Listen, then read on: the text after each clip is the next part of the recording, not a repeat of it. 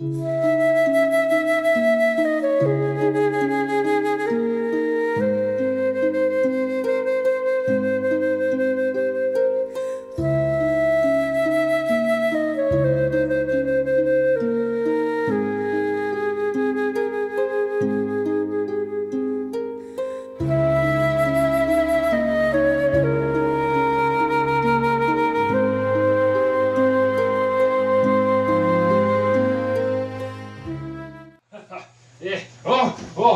put that pony there?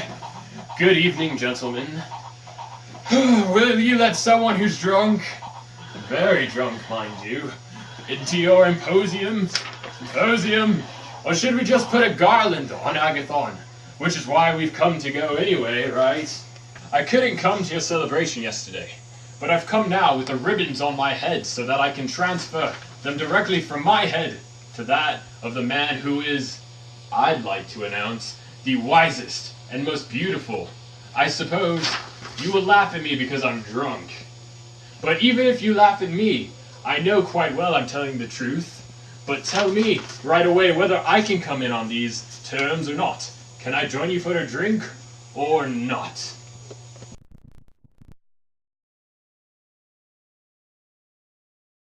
Oh, thank you, Alcibiades. It's what I've always wanted. Slaves, so that he can lie down and be the third on this couch. Yes. Fine, but who's this third person drinking with us? Oh, Heracles, what's going on here? Is this Socrates? You've been lying here in wait for me again, so that you can play your usual tricks, or turning up suddenly where I least expect you. Why have you come here? And why did you choose this couch? I see you didn't pick Aristophanes, or anyone else who's prepared to make a fool of himself. But you made sure you'd be lying next to the most attractive man in the room.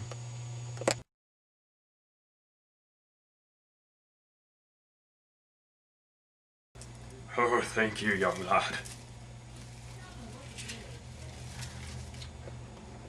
Well, gentlemen, you look sober to me. This cannot be allowed.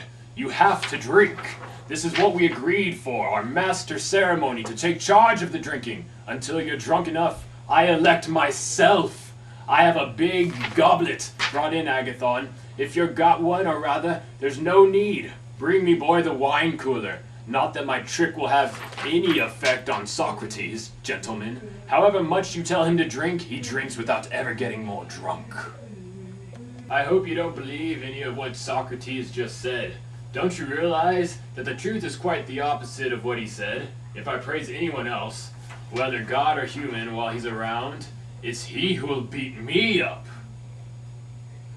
What blasphemy! Why, Poseidon, don't contradict me on this point. I'm never going to praise anyone else while you're around. Well then, do just as you want.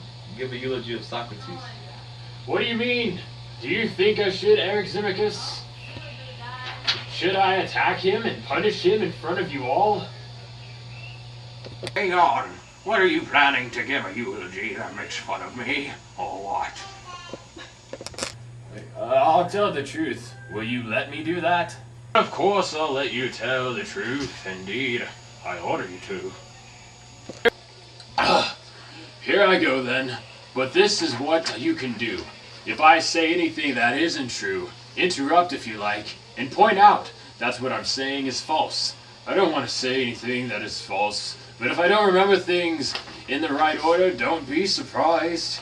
It isn't easy for someone in my condition to list all the aspects of your peculiarity in a fluent and orderly sequence.